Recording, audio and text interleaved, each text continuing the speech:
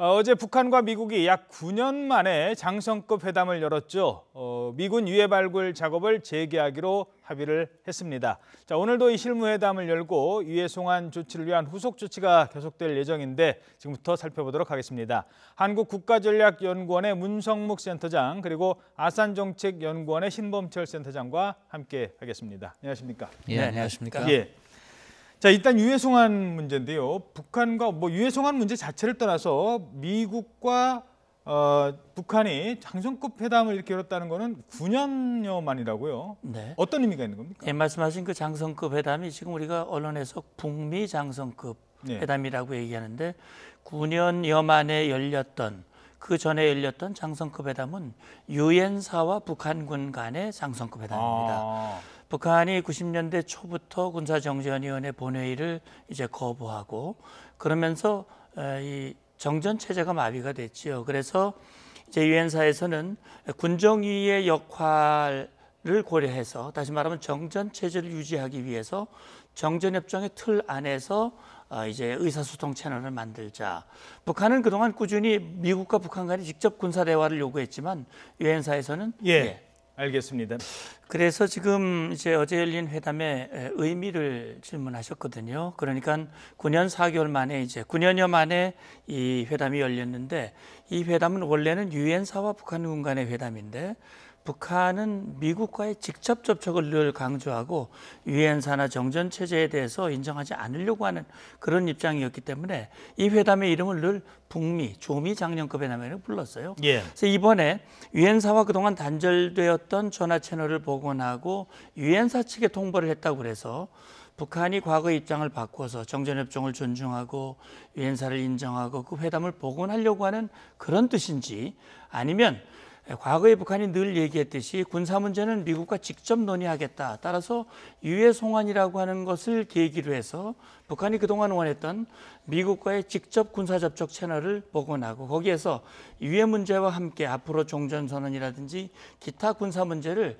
미국과 직접 논의하기 위한 그런 채널로 활용할 것인지는 좀 지켜볼 필요가 있다고 봅니다. 예. 일단 제일 급한 게 이제 유해 송환과 관련해서 언제쯤 이 200여 구의 유해가 송환될 것이냐는 문제 아니겠습니까? 어떻게 보십니까? 워싱턴 포스트나 미국 언론에서 나오는 이야기를 보면은 북측에서 7월 27일 그러니까 정전협정 체결 기념일이죠. 그때 일부를 이렇게 송환할 수 있는 것처럼 이야기가 나오고 있는데 준비만 된다면은 이미 이렇게 발굴이 되어 있는 것은 충분히 그때 가능하다고 생각합니다. 여기서 또 엿볼 수 있는 것이 저도 문 장관님 말씀에 동의하는데 북한이 과거에 정전 체제라든가 이런 거 그렇게 존중하지 않아 왔습니다. 그런데 지금 보면 종전 선언을 계기로 해서 이 정전 협정이라든가 이런 부분을 약간 부각시키려는 의도가 있는 것 같아요. 그러니까 유해 송환 날짜도 7월 27일 정전 협정 체결 기념일 그렇게 연계해서 풀어가려는 모습을 볼 수 있다고 생각합니다. 예. 오늘 실무회담에서 과연 종전선언과 관련된 내용이 어느 정도까지 거론이 될까? 관측들은 많이 하는 것 같은데 어떻게 전망하십니까? 북한 입장에서는 종전선언을 빨리 하자. 지난번 폼페이오 장관 방북 이후 외무성 담화, 대변인 담화를 통해서 불만을 표명했거든요. 근데 이미 합의한 7월 27일자로 종전선언을 하기로 했는데 왜 안 하느냐 하는 식으로 아마 불만을 표명한 것 같아요. 역시 북한 입장에서는 이제 유해 송환을 계기로 해서 뭔가 종전선언을 빨리 앞당겨서 했으면 하는 그런 마음을 가진 것 같은데 실무 어제 논의에서 얘기가 나왔는지 아니면 오늘 후속에서 그런 얘기가 나올지 어쨌든 북한으로서는 정전협정은 더 이상 기능을 이미 2013년에 백지화 선언을 했거든요. 정전협정은 기능을 발휘하지 못한다. 따라서 빨리 종전선언하고 평화협정으로 가자라고 하는 그런 요구, 그런 의지와 바람을 표명했을 가능성이 있고 그렇게 됐을 경우 앞으로 군사관계를 어떻게 유지하고 관리할 것인가 그런 문제들도 앞으로 논의할 가능성은 좀 있다고 봅니다. 예, 알겠습니다. 자, 이런 가운데 북한이 그동안 영변 외에 비밀리에 관리한 곳이 있다. 이런 얘기가 알려지면서 고농축 우라늄을 몰래 보관해 놓은 곳이 있다. 거기가 이제 강선이다라고 했는데 일단 강선이 어디인가 지금 어느 정도 나오고 계신 평양 근처라면서요? 예, 그러니까 우리 한국 지도를 보면은 평양과 남포 사이에 대동강이 흐르고 있습니다. 예. 그 중간입니다. 그러니까 평양에 가까이 붙어 있고 거기에는 천리마군이라고 지금 부르는데 예. 천리마 제철소가 있었고 예. 천리마 제철소가 있다는 것은 전력 기반이 풍부했다고 볼 수 있겠죠. 그렇기 때문에 고농축 우라늄을 만들기 위한 원심 분리기를 가동할 수 있는 전력 기반 시설이 있었다. 그래서 의심이 되는 시설이었다고 보는데 뭐 이번에 폼페이오 국무장관이 그런 이야기를 북측에 꺼냈다고 합니다. 일부 보도에 의하면 일본 요미우리에서 보도를 했다고 하는데 근데 김영철 부위원장은 그런 거 없다 이렇게 부인을 했다고 하는데 앞으로 이런 부분이 사실 그래서 검증이 중요한 것이고 신고와 검증을 통해서 확인되어야 될 부분이라고 생각합니다. 그 지금 조금 전에 보신 사진이 그 미국의 외교 전문지 디플로맷에서 이제 공개가 된 사진입니다. 내용을 뭐 보시면 지금 위에서 위성 사진입니다만은 우라늄 농축 시설로 추정되는 그런 건물들이 지금 보이고 있잖아요. 일단 저 얘기하기 전에 그 시청자 여러분들 뭐 많이 알고는 계십니다만 핵을 만든다는 게 플루토늄 추출 방식이 있고 또 우라늄 농축 방식이 있잖아요. 예. 요거의 차이점 그리고 우라늄은 아무래도 작은 시설에서 더 은밀하다. 요 얘기 조금 설명을 해주시겠습니까? 예, 그러니까 핵무기는 크게 플루토늄 방식이 있고 농축 우라늄 방식이 있습니다. 네. 플루토늄 방식은 뭐냐? 원자로를 가동하면 나오는 것을 재처리해가지고 고농축 플루토늄을 만드는 거죠. 예. 그래서 사용을 하는 것이기 때문에 원자로가 있어야 되고 관련 저변 시설이 많이 필요합니다. 예. 반면에 농축 우라늄 방식은 우라늄을 정련을 해가지고서는 원심 분리기를 통해서 가공을 하면은 고농축 우라늄이 되고 이것을 다시 이렇게 원자탄의 재료로 사용하는데 이 방식은 그렇게 커다란 시설이 필요가 없습니다. 그래서 뭐 작게는 교실만한 시설에서도 그것이 가동이 된다 이렇게 보고 있는데요. 그렇기 때문에 농축 우라늄 시설이 훨씬 핵무기를 개발하는데 용이한 측면이 있는 거죠. 예. 그렇기 때문에 북한도 어떻게 보면 두 개를 다 추진했던 것 같습니다. 일단 원자로는 소련으로부터 관련 기술을 배워왔기 때문에 일찍부터 만들었고 그래서 90년대부터 문제가 제기되기 시작했던 거고요. 예.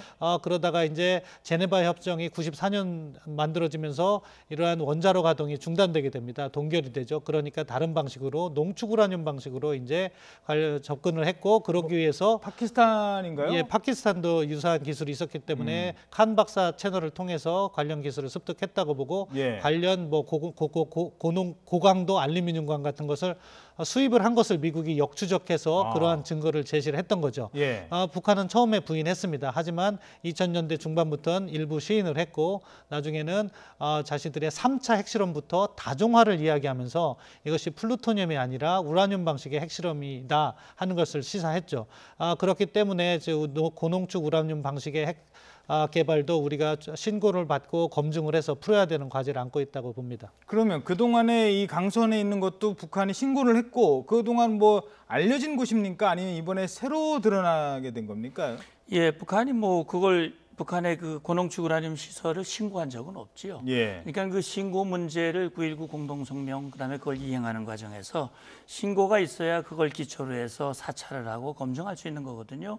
근데 그것이 제대로 이루어지지 않았기 때문에 지금 말씀하신 대로 플루토늄 같은 경우는 영변에 있는 북한의 원자로에서 추출된 그런 사용 후 핵 연료를 재처리해서 그동안 만들었고 그건 이제 알려진 거고 계속 이미 알려져 검증을 있고 했던 그건 거고요. 대략 한 5, 60kg을 네. 보유하고 있다라는 그런 이제 추정이 다 가능한데 그건 이제 그 과정들이 다 추적이 되니까요. 예. 그러나 고농축 우라늄은 94년도 제네바 합의 이후에 북한이 또 다른 방식으로 은밀하게 지금 말씀하신 대로 아주 작은 곳에서 그걸 해왔기 때문에 구체적으로 어디에 얼만큼 그런 시설이 존재하고 있는지 정확히 알 수가 없었고 근데 강선이라고 다시 말하면 평양 인근에 이런 이 시설이 있었다고 하는 것을 사실 그동안 노출이 안 되는데 이번에 아마 이것이 노출이 된 것 같습니다. 그러니까 앞으로 정말 북한의 비핵화가 미국이 얘기했던 CVID든 아니면 FFVD 방식이든 어떤 형태로는 가장 핵심은 검증이거든요. 그렇죠. 검증을 하려면 이렇게 은폐된 은밀한 시설들이 다 신고가 되고 그것이 검증이 돼야 정말 완전한 비핵화, 김정은 위원장이 약속했던 완전한 비핵화가 가능한 것이거든요. 그런 차원에서 이번에 폼페이오 장관이 그 시설을 제기했는데 문제를 제기했는데 김영철은 그런 일은 없다, 사실무근이다라고 부인을 했다고 그래요. 예. 만일 그렇다면 앞으로 비핵화를 추진하는 과정에서 국제사회와 미국은 계속 추적하고 북한은 그걸 감추려고 하고 그렇다면 굉장히 힘든 싸움이 전개되지 않을까 하는 우려가 있는 것이죠. 그러니까 이게 지금 말씀하신 이 과정이 막후에서 지금 벌어지는 것이기 때문에 뭐 확인은 되지 않고 있습니다만 추론컨대 북한은 그래 비핵화 할게라고 하면서 뭐 우라늄 시설, 영변 시설 그거 뭐 좀 대충 정리해 주면은 우린 비핵화했다라고 얘기할 거야 끝이라고 생각을 했는데 이번에 갑자기 자기네들이 이건 모르겠지 했던 게 나타난다면 북한으로서는 이거는 어떻게 하지라고 하다 보면 지금 비핵화 협상은 훨씬 더 복잡해져 가는 거 아니겠습니까? 예, 그렇습니다. 그런 차원에서 북한이 일반적인 우리가 생각했던 신고와 검증에 대한 원칙적별 합의를 하고 그 다음에 이행 단계로 넘어가는 접근을 거부하고 있는 거죠. 그렇기 때문에 자신이 가진 핵능력 하나하나를 따로 협상하려는 미사일 엔진 실험장이다, 뭐 발사대다, 이렇게 강선 농축을 하는 시설이다 하나하나를 따로 이렇게 협상을 하다 보면 전반적인 북한의 핵능력을 파악하는데 어려움이 겪게 되고 북한이 보다 유리한 국면을 조성할 수 있는 거죠. 이 농축을 하는 방식이 얼마나 위험한 것이냐 한 가지만 더 첨언드리면요. 지금 영변에서 공개한 2,000개의 그 원심 분리기를 통해서 연간 한 40kg 그러니까 핵무기 서너 개를 만들 수 있는 물질을 생산할 수 있습니다. 그런데 어떤 관계냐면요. 북한이 수입한 그 고강도 알루미늄관은 2,000개가 아니라 한 6,000개까지 만들 수 있는 분량이었다고 합니다. 그러니까 숨겨진 시설이 영변 시설의 2배가 가능하고 그렇게 따지면은 지금 뭐 수백 킬로그램 이상의 고농축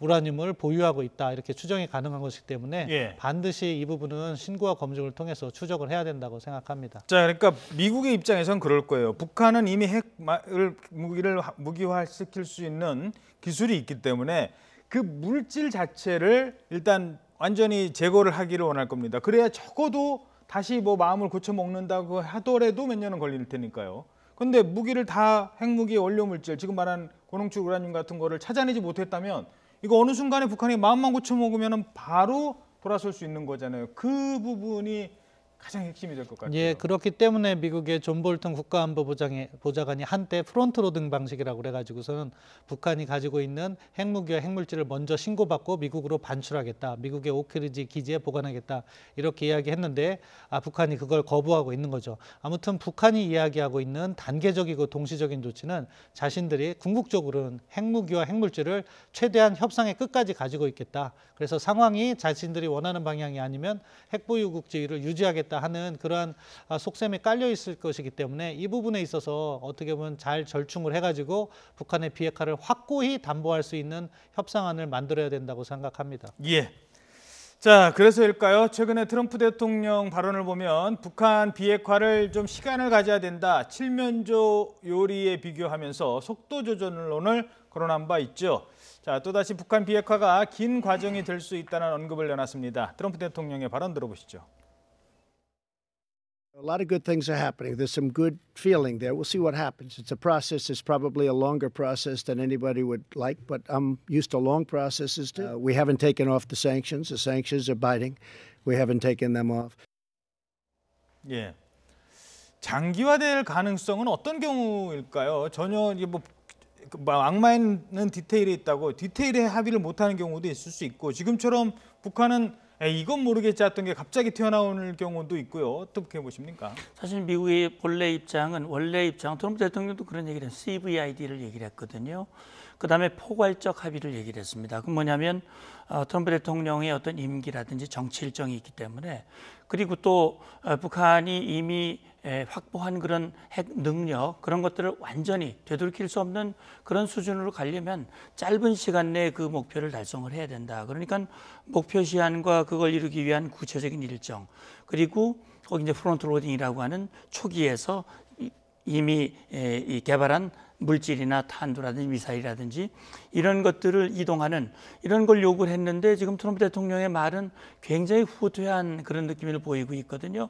그거는 앞서 얘기했듯이 북한이 지난번에 그 외무성 성명 담화를 통해서 단계적 동시적 조치야말로 가장 현명한 접근 방법이고 예. 그것이 비핵화 해법이다. 근데 단계적 동시적 조치를 취한다면 결국 하나 그때마다 하면 얼마나 시간이 많이 걸리겠습니까? 결국 트럼프 대통령은 좋은 일이 일어날 것 같다, 잘 될 것 같다 얘기를 하지만 현실적으로 북한의 입장을 감안한다면 북한이 정말 빠른 시간 내에 비핵화를 하고 그 빠른 시간 내에 제재 해제를 받고 뭔가를 얻으려고 하는 그런 입장이 아니라고 하는 거를 트럼프 대통령도 아마 이해를 한 것 같습니다. 예. 그러다 보니까 결국은 이 협상에 대한 기대치는 많이 높아졌는데 예. 현실은 아니니까 아니다. 이건 시간이 걸릴 수 있다는 걸 좀 이해해야 된다라는 쪽으로 조금 선회한 것이 아닌가 하는 생각이 듭니다. 알겠습니다. 자, 거기까지 듣도록 하죠.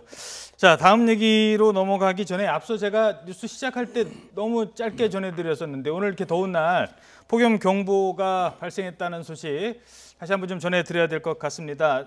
서울에 폭염 경보가 발령이 됐습니다. 서울과 수도권에 올 여름 들어서 첫 번째 폭염 경보가 발령이 됐고요. 또 경기도 영서 지역 등도 폭염주의보가 폭염 경보로 강화됐다고 합니다. 이 폭염 경보라는 게 한낮의 기온이 35도 이상일 때 내려진다고 합니다. 자, 오늘 올여름 들어 제일 덥다고 합니다. 아직 여름 많이 남았는데요. 주의하셔야 될 것 같습니다. 지난 2016년이었죠. 갑자기 북한의 그 류경식당이라는 곳에서 일을 하던 북한 노동자들, 쉽게 말해서 여종업원들이 단체로 이제 탈북을 해서 자유의 땅을 찾은 사건이 있었습니다. 그런데 요즘 그게 문제가 되고 있어요. 본인들의 의지에 의한 것이 아니다라는 주장들이 나오고 심지어 유엔 인권 담당하는 그 담당관이 가서 조사를 했더니 좀 문제가 있는 것 같다라고 하면서 지금 문제가 커지고 있습니다. 먼저 그때 당시 상황 좀 정리를 해주시죠. 그 유경식당 사건이라는 게 무엇입니까? 그러니까 2016년에 우리가 선거가 있었습니다. 그러니까 당시에 4월 달에 총선이 있었는데 갑자기 보통 단체 탈북을 하더라도 발표를 하지 않았는데 정부에서 발표를 했어요. 그게 총선 전이었죠. 이제 전이었죠. 그래서도 그때 당시에 뭐 정치적 목적이 있었느냐 뭐 이야기가 있었는데 아무튼 중국의 유경식당에 근무하고 있는 13명이 이렇게 동남아를 거쳐서 집단으로 탈북을 했어요. 예. 당시에는 다 자의적인 탈북이라고 이야기를 했습니다. 예. 그렇기 때문에 별 문제가 없는 것으로 했고 오히려 그 과정을 뭐 이렇게 여당에서 활용을 했다 이런 이야기가 당시에는 논쟁점이었지 그 사람들의 자유의사 정도는 문제가 되지 않았었습니다. 예. 그런데 이제 최근 들어서 그 허모 지배인이라고 합니다. 그 당시 국정원으로부터 회유와 협박을 받았다 이렇게 이야기를 하고 있는 겁니다. 그러니까 뭐 동남아 쪽으로 이렇게 탈북을 시켜주겠다 이렇게 이야기를 했는데 예. 뭐 이렇게 그게 잘 안 되는 과정에서 또 이미 나와 국정원 쪽과 협조를 했는데 너희들이 탈북을 하지 않으면은 오히려 이것을 알려서 너를 어렵게 만들 수도 있다 이런 이야기를 했다는 것은 허모 씨의 일방적인 주장입니다. 현재까지는. 예. 이제 아무튼 그런 상황에서 13명이 한국에 와 있고 지금 와 있는 상황에서 언론 인터뷰를 통해서 이것이 일부 알려지기 시작한 겁니다. 그래서 저도 뭐 파악하기로 한 2~3명 정도가 뭐 본의에 반해서 왔고 북측에 가기를 희망한다는 보도가 있었습니다. 근데 지금 이제 문제가 상당히 복잡한 것은 그러니까 한국으로 돌아오는 이렇게 한국으로 오는 그 과정에서는 문제가 있었던 것은 거의 이제 조금 확실한 것 같아요. 예. 그 부분은. 그런데 이분들이 한국에서 살면서 과연 북한으로 가길 희망하느냐 이것은 또 별개의 문제가 된 거예요. 그러니까 그 2~3명조차도 제가 듣기로는 뭐 한국에 있는 것을 희망할 수도 있다 이런 이야기도 들리고 있습니다. 예. 그럼 이것을 갖다가 이제 나누어서 봐야 되는 거죠. 예. 한국으로 오는 과정에서 잘못이 있었느냐? 그것은 만약에 있다면 확인해서 처벌할 사람은 처벌해야 된다고 생각합니다. 예. 그리고 다른 한편에서 이 와 있는 이제 우리의 국민입니다. 대한민국 국민을 자기의 의사에 반하게 돌려보낼 수 있느냐가 또 다른 문제가 되는 것이고 만약에 일부 2~3명이라고 할 경우 북한으로 자의에 의해서 돌려보냈을 경우 그 다음 문제는 돌아간 사람들의 가족과 남아있는 사람들의 가족 이것에 차별이 없게 하는 그러한 정책적 문제가 있는 거예요. 그러니까 이 문제는 세 가지로 볼 수 있다. 한국으로 오는 과정의 문제, 그리고 현재 이 사람들이 북한에 가기를 희망하느냐, 희망의 문제. 만약에 희망하는 사람이 있더라도 가족 간에 차별을 받지 않을 수 있는 정책적 문제, 이 문제를 조심스럽게 해서 다루지 않으면은 잘못하면은 한국에 와 있는 3만 명에 달하는 탈북민들이 어려움에 처할 수도 있다. 따라서 정부가 신중한 접근을 해야 되는 거죠. 자, 그 전에 잠깐 하나만 짚고 넘어가죠. 자, 북한을 탈북했습니다. 자유의 땅으로 왔어요. 그거는 우리가 환영하죠. 오케이, 받아들입니다. 근데 와서 에이 살아보니까 아닌 것 같아요. 다 북한 다시 갈랍니다. 라고 하는 게 가능합니까? 가능합니다. 가능합니까? 예. 그러니까 이것은 이번 같은 경우에는 약간 예외적이고 관리 대상인데 예. 어떻게 가능하냐면은 대한민국 국민이 돼서 여권을 받습니다. 예. 여권을 가지고 중국을 갑니다. 중국에 가서 북한 대사관에 가면은 거기에서 돌아갈 수 있습니다. 아니, 그러니까 그건 가능하지만 우리 정부가 북한으로 보내줄 수 있냐? 우리 정부가 강제로 북한으로 보낼 수는 없습니다. 예. 아니, 그러니까 본인이 원한다면 우리가 바로 북한으로 보낼 수는 없잖아요. 본인이 중국으로 가서 중국에서 알아서 북한으로 가는 그렇죠. 거는 그건 예. 저거지만 우리 땅으로 온 사람들을 그러면 탈북자들 앞으로 오고 나서 다시 가겠다고 하면 우리 정부가 다시 또 보내줘야 되는 되죠. 거죠. 예. 그건 안 되는 걸로 알고 있습니다. 그러니까 이제 아까 말씀하셨듯이 예를 들어서 북한에서 뭐 예를 들어 표류하는 어선들도 있고 또 이런 인원들이 한국으로 와서 그 중에 일부는 돌아가겠다 그러고 일부는 남겠다 그러면 본인의 의견을 존중을 해서 가겠다는 사람 보내주죠. 오겠다는 분은 우리가 받아주죠. 우리 국민이 됐어요. 우리 국민이 됐는데 와서 살아보니까 힘들다. 돌아가겠다. 그건 보내줄 수가 없는 거죠. 대한민국 국민을 북한으로 돌려 보내주는 것은 그건 있을 수가 없는 일이고 역시 이제 유경식당 이 종업원의 문제는 북한이 처음부터 이건 대한민국이 국정원이 납치했다, 기획탈북이다 이렇게 주장을 하고 있고 그걸 이제 특정사안 예를 들어서 이산가족 상봉 문제와 연관시켜서 그 얘기를 하고 있잖아요. 그렇게 해서 이제 계속 주장을 해왔고 그러던 중에 말씀하신 대로 유엔 인권보고관이 본인들을 만나서 이제 본인은 한국으로 가는지 모르고 이제 왔다. 그렇다면 본인의 의사를 존중해야 된다라는 인권 차원에서 원론적인 얘기를 했지만 역시 신 박사님 말씀대로 여러 가지 문제들이 복합적으로 얽혀져 있고 네. 또 우리 정부는 시종일관 이분들은 자유의사로 왔다고 하는 것이 확인됐고 예. 그것이 정부의 공식 입장이다라고 하고 있기 때문에 정부가 이걸 바꾸기는 현실적으로 어렵지 않을까 생각합니다. 자, 앞으로 이 문제는 이 지금의 분위기와 맞물려서 계속 정부가 고민해야 될 문제인 것 같습니다. 하나만 더 짚어보죠. 탁구 대회가 열리지 않습니까? 세계 탁구 대회가. 자, 그래서 우리 쪽으로 넘어온 선수들이 있습니다. 그 선수들을 맞이하는 우리 유승민 IOC 선수위원이 있고요. 탁구 선수. 그리고 실제로 북한 선수와 탁구를 쳤던 사람들도 있죠. 현정화 현 감독의 얘기도 들어보도록 하겠습니다. 여러 가지 단일팀, 단체전을 구성하는 것도 의미가 있겠지만 이렇게 복식은 서로 한 테이블에서 하나가 돼서 같이 둘이 이렇게 호흡을 맞추는 거기 때문에요. 저희가 남북이 앞으로도 이런 좋은 호흡으로 경기력이 좀 잘 나와서 많은 사람들이 보고 즐거워했으면 좋겠다라는 그런 마음이 제일 큰 것 같아요. 자, 뭐 농구에 이어서 탁구까지 스포츠 쪽에서 확실히 빠른 것 같아요, 교류가. 이제 뭐 정치적인 분야가 아니고 또 서로 호응하고 공감할 수 있는 영역이기 때문에 그 효과도 크고 아주 바람직한 방향이라고 생각합니다. 뭐 이제 농구, 탁구, 그다음에 뭐 축구 이렇게 저변을 넓혀가면서 남과 북이 함께 응원하고 서로 공감할 수 있는 기회는 많으면 많을수록 좋다 그렇게 생각합니다. 예. 특히 지금 뭐 감독 같은 경우는 같이 해본 경험이 있기 때문에 북한 선수들과 어떻게 호흡을 맞추는지도 잘 알고 이런 게 바로 뭐 통일로 가는 제일 좋은 방법이 아닐까 싶습니다. 동질성. 과거에 미국과 중국이 관계를 개선하고 결국 수교까지 간 출발점이 핑퐁 외교거든요. 예. 탁구. 그런 차원에서 우리가 91년 지바 세계선수권대회에서 만리장성을 넘어서 우리가 우승을 하는 했죠. 그런 감격이 있었고요. 지금 현정화 선수는 아마 그때 주인공입니다.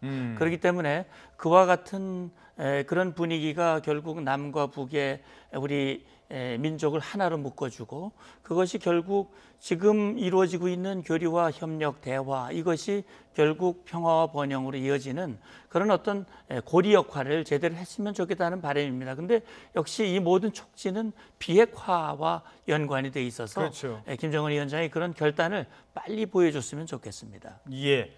그 북한의 탁구 실력은 누가 봐도 뭐 상당 수준급이잖아요. 그러니까 남북 선수들이 같이 혼성팀을 만들거나 또 혼합팀을 만드는 것도 더 우리 선수들의 메달 가능성을 높여주는 수도 있는 것 같아요. 예, 그렇습니다. 다른 스포츠보다 탁구가 특히 복식조가 서로의 약점을 보완해 줄 수 있는 특징이 있기 때문에 가장 유망한 종목이라고 생각하고요. 이번에 한번 하나 팀이 구성됐으니까 중국을 이기고 만리장성을 넘어서 금메달 한번 따봤으면 좋겠습니다. 예, 알겠습니다.